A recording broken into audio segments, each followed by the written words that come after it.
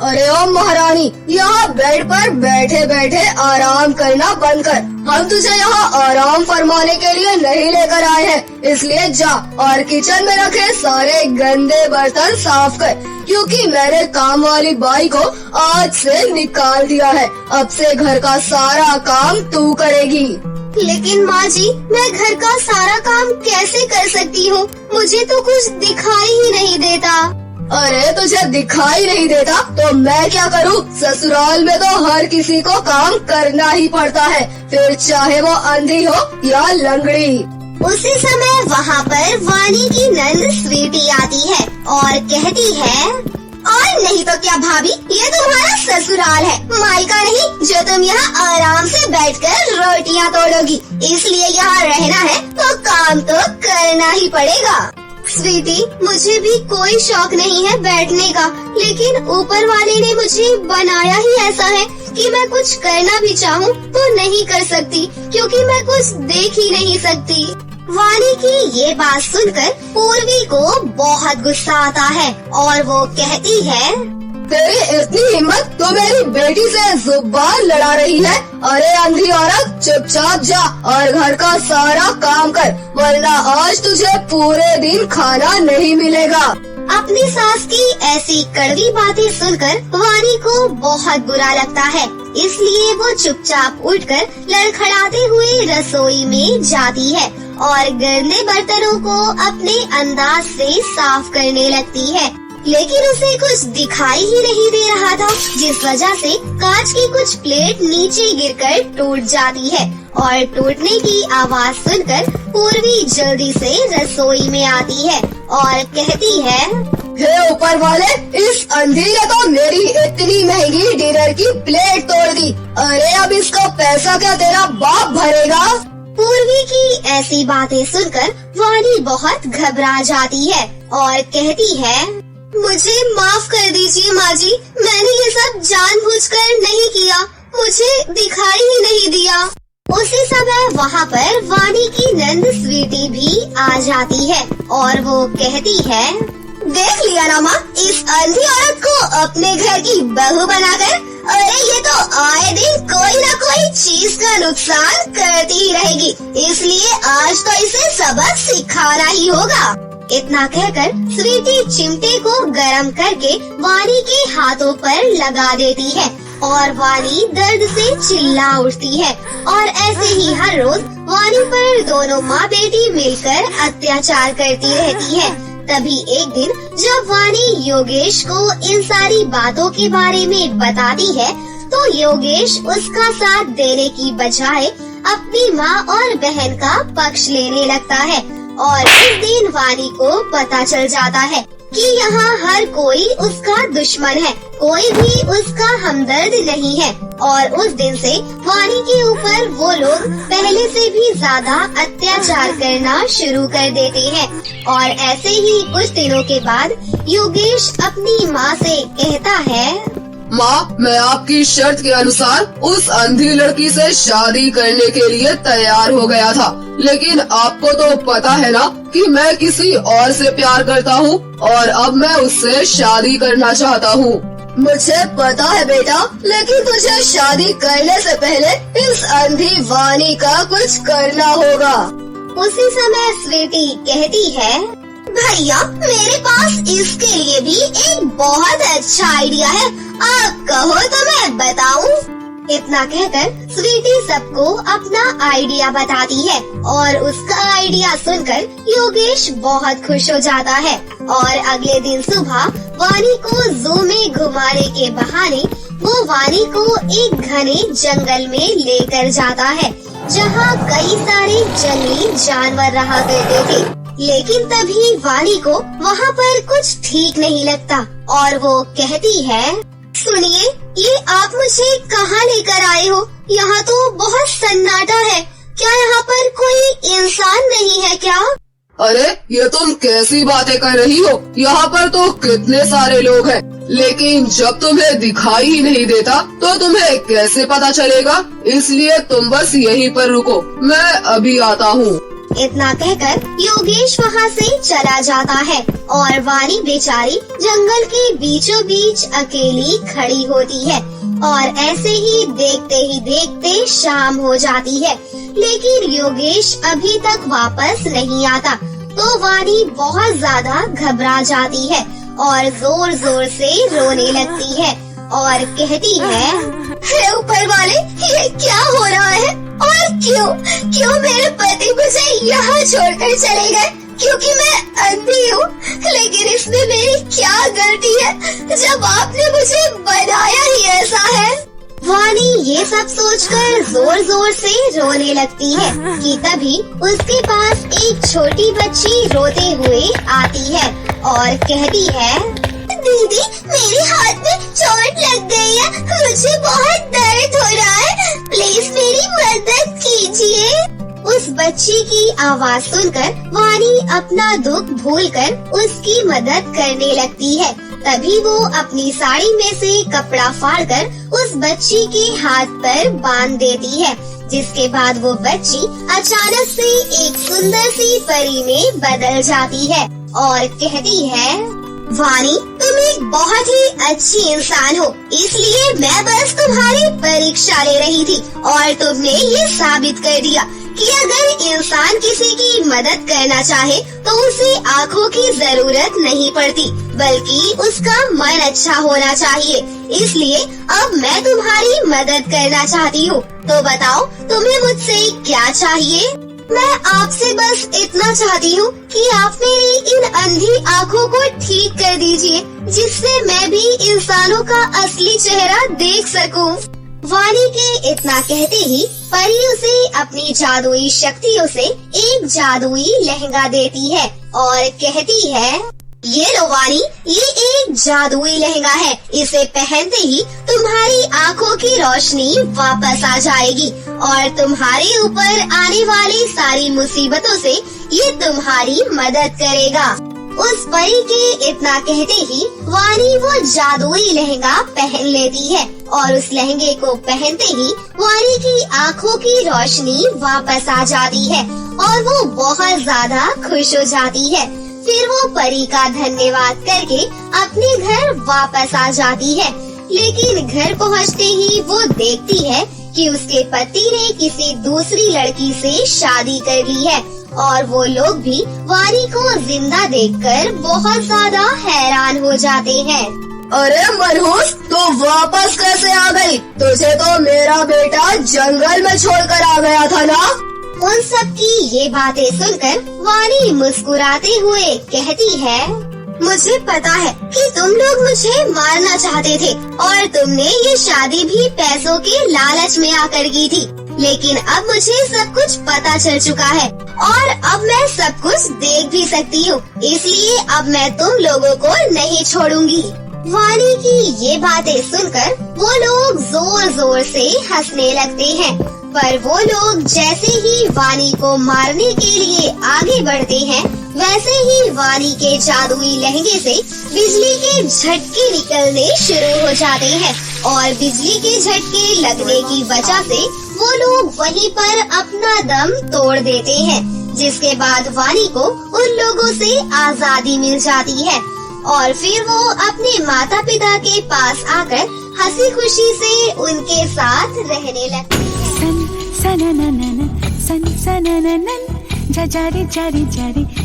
पवन। ये बन गई मेरी रील। अब मैं करूँगी इसे अपलोड और बन जाऊंगी रील्स क्वीन और उसके बाद बनाऊंगी गुलाबी साड़ी वाली रील। चलो अब जल्दी से माँ का ये शादी का लहंगा उतार देती हूँ, नहीं तो माँ फिर से मुझे चिल्लाएंगी।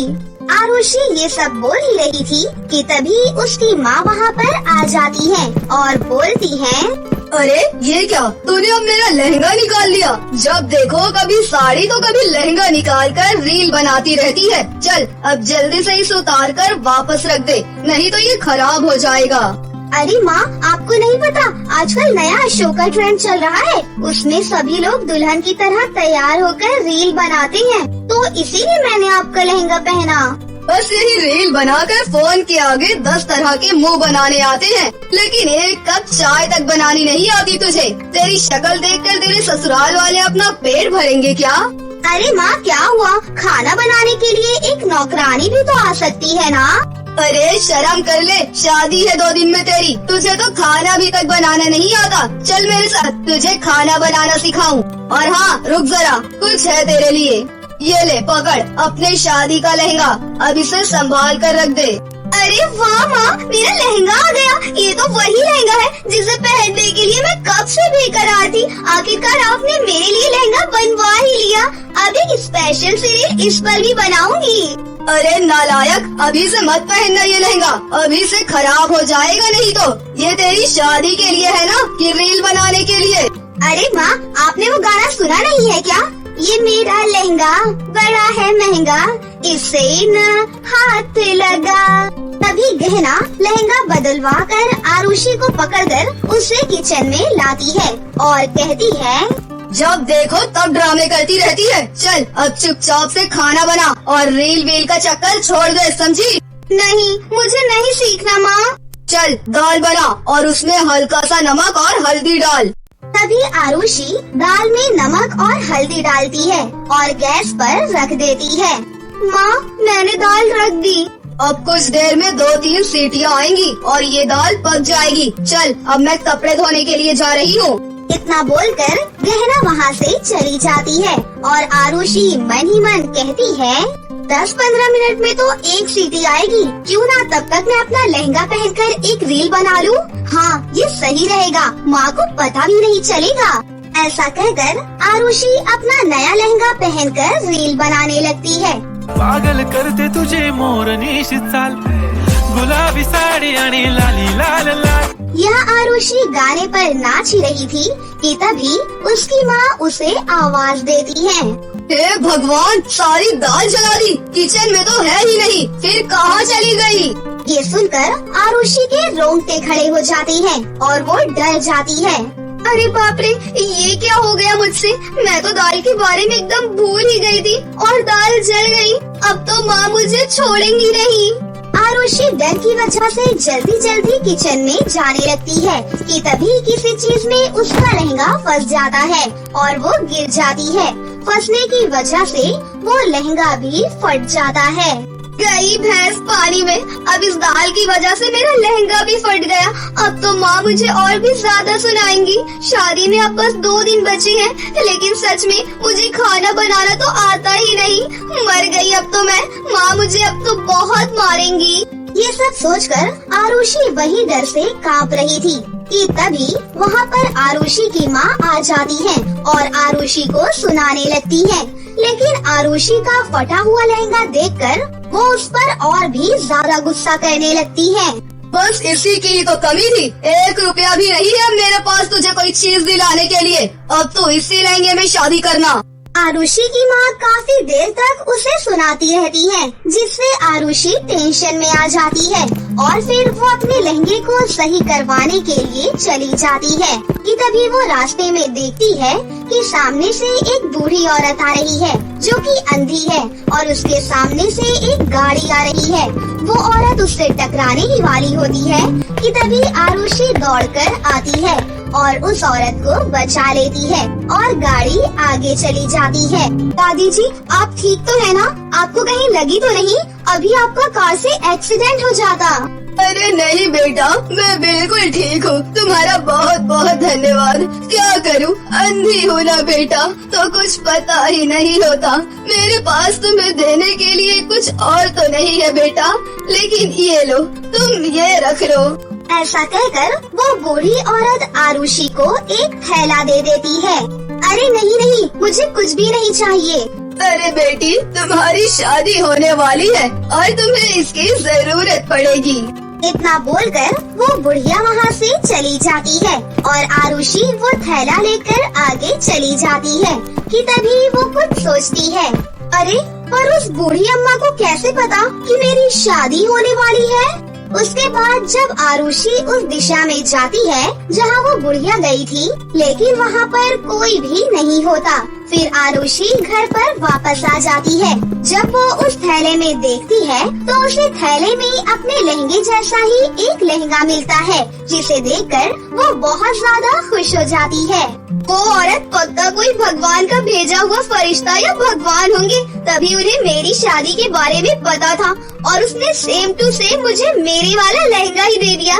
उसके बाद आरुषि की शादी हो जाती है। फिर जब आरुषि आकाश के साथ अपने ससुराल जाती है तो उसके लहंगे से सोने के सिक्के गिरने लगते हैं।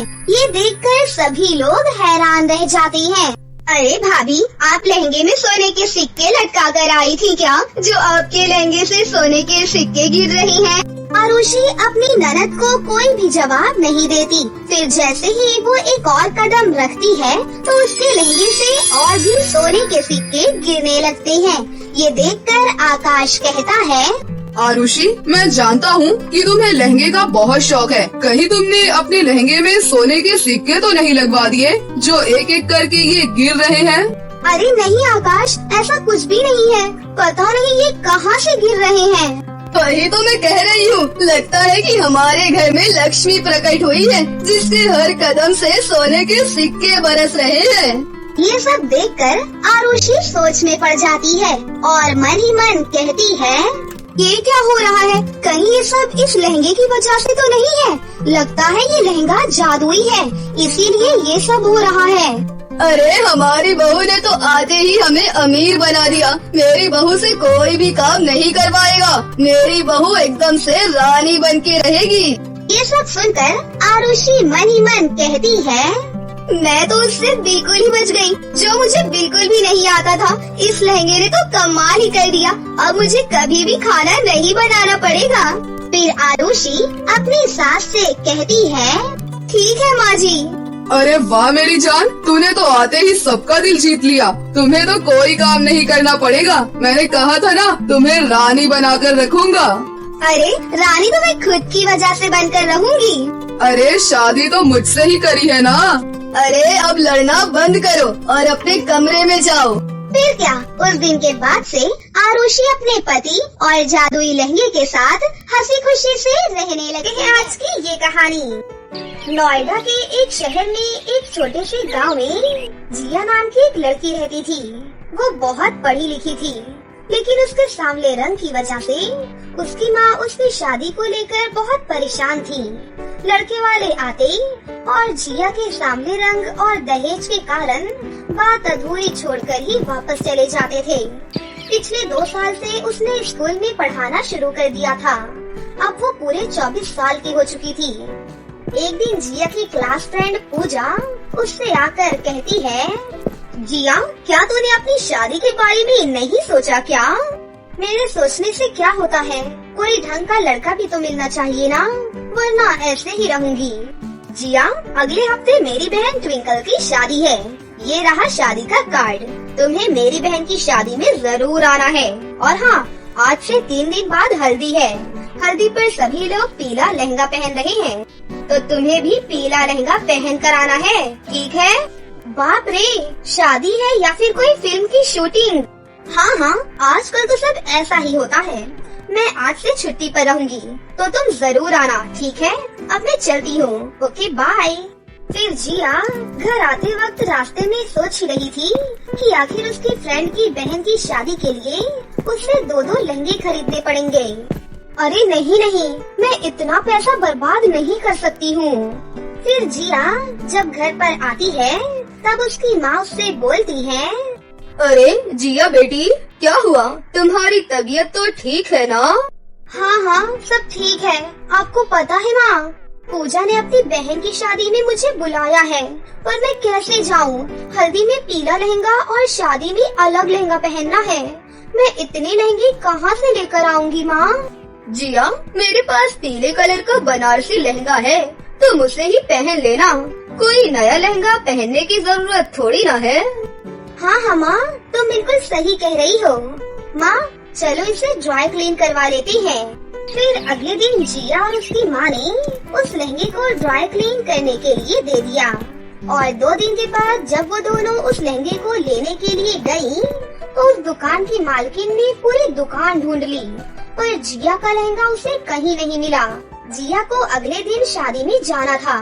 तभी दुकान की मालकिन बोली, मैडम जी, हम आपका लहंगा कल तक भिजवा देंगे, 1-2 दिन का समय दे दीजिए, अभी आपका लहंगा मिल नहीं रहा है। ये क्या तमाशा है? मुझे मेरा लहंगा अभी चाहिए, मुझे कल पहनना है उसे। मेरे पास पीले रंग के दूसरे बनारसी लहंगे रखे हुए हैं, आप उन्हें ले जाओ और कल पहन लेना। मैं आपका लहंगा कल तक ढूंढ कर आपको दे दूंगी और आपसे ये लहंगा वापस ले जाऊंगी। उसके बाद दुकान की मालकिन एक पीले रंग का लहंगा लेकर आती है।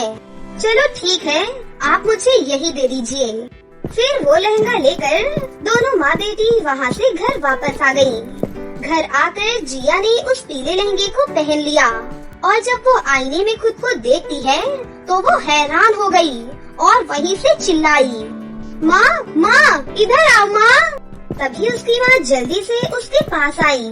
तब जिया ने उनसे कहा, माँ ये देखो, मेरा रंग एकदम से कितना गोरा हो गया, कितनी सुंदर लग रही हूँ मैं, और ये लहंगा पहनते ही सारे मैचिंग के गहने अपने आप ही आ गए माँ। अरे वाकई तू तो बहुत ही खूबसूरत लग रही है और ये गहने भी बिल्कुल असली लग रहे हैं। वाह माँ, ये तो चमत्कार हो गया। ये देखकर दोनों माँ बेटी बहुत ज्यादा खुश हो गयी और फिर उस दिन जिया हल्दी में जाने के लिए तैयार हो गई। जब वो पूजा के घर पहुँची तब पूजा और उसके स्कूल की सारी फ्रेंड्स जिया को देखकर हैरान रह गयी। अरे ये जिया ही है ना? हाँ हाँ वही है। पर ये इतनी खूबसूरत कैसे हो गई? बिल्कुल परी की तरह लग रही है, पहचान में भी नहीं आ रही है। जिया तुम बहुत ही खूबसूरत लग रही हो। हाँ जिया, आज तो तुम बिल्कुल राजकुमारी लग रही हो। Thank you everyone. पार्टी में सब जिया को ही देख रहे थे। हल्दी में डांस भी हुआ था, सब लोग नाच रहे थे। जिया ने भी आज दिल खोल कर डांस किया था। वहीं पर खड़ा पूजा का भाई लगातार जिया को ही देखे जा रहा था। ये बात जिया ने भी नोटिस की। फिर पार्टी खत्म हो गई और पार्टी खत्म होने के बाद जिया अपने घर आकर अपनी माँ से कहती है, माँ ये लहंगा तो जादुई है, मैं इसे वापस नहीं करूँगी। माँ मुझे ये लहंगा बहुत पसंद है। जिया हमारा लहंगा मिल जाएगा, फिर वो कल हमारे लहंगे को भिजवा कर अपना लहंगा वापस ले जाएंगी। माँ तब की तब देखेंगे, अभी तो बस मुझे इसी लहंगे में रहना है। अगले दिन शादी थी और जिया शादी में जाने के लिए तैयार होने लगी कि तभी अचानक वो पीला लहंगा लाल लहंगे में बदल गया और जिया शादी में वही लाल लहंगा पहनकर चली जाती है। शादी में जिया को देखकर उसकी सब लोग खूब तारीफ करते हैं और यश तो उसे पूरी शादी में देखता ही रह जाता है। जिया वहाँ पर बहुत एंजॉय करती है। उसके बाद जिया घर वापस आ जाती है, लेकिन तभी वो लाल लहंगा फिर से पीले लहंगे में बदल जाता है। शादी के अगले दिन वो ड्राई क्लीन वाली जिया के घर आई और बोली, मैडम मैं आप लोगों से माफी चाहती हूँ, आपका लहंगा पता नहीं कहाँ चला गया। मैंने हर जगह ढूंढा और मुझे वो लहंगा कहीं भी नहीं मिला। आज तक कभी भी ऐसा नहीं हुआ है, पहली बार हुआ है। प्लीज आप इस बात का जिक्र किसी से ना कीजिएगा, वरना मेरी दुकान से लोगों का भरोसा उठ जाएगा। मैं आपको आपके लहंगे का हर्जाना देने के लिए तैयार हूँ। ठीक है, हमें कोई हर्जाना नहीं चाहिए। बदले में बस आपने जो लहंगा मुझे दिया है वो लहंगा मुझे हमेशा के लिए दे दीजिए। ठीक है, आज से ये लहंगा आपका। जिया का तो मानो खुशी का ठिकाना ही नहीं रहा। अगले दिन जब जिया स्कूल पहुंची, तब पूजा ने उससे कहा, अरे जिया तुम एकदम से इतनी गोरी कैसे हो गई? तुमने क्या लगाया था फेस पर? अरे वो सब छोड़ो, तुम्हारी बहन की शादी में बहुत मजा आया, बहुत अच्छा इंतजाम था। अच्छा सुनो तो, मेरा भाई यश तुमसे मिलना चाहता है। ये सुनकर जिया का दिल जोरों से धड़कने लगा और उसके गाल लाल हो गए। फिर भी उसने अनजान होते हुए पूजा से कहा, क्यों ऐसा क्या कर दिया है मैंने? क्यों मिलना चाहता है तुम्हारा भाई मुझसे? अब यार मुझे ये तो नहीं पता। चल ठीक है, तुम कहती हो तो रविवार को मैं उससे मिल लूंगी। फिर जिया और यश एक दूसरे से मिलते हैं। यश एक बहुत ही अच्छा लड़का था। जिया को भी यश बहुत पसंद आता है और उससे प्यार हो जाता है। फिर दोनों के घर वाले आपस में बात करके बड़े ही धूमधाम से उन दोनों की शादी करवा देते हैं और सभी हंसी खुशी से एक साथ रहने लगते हैं।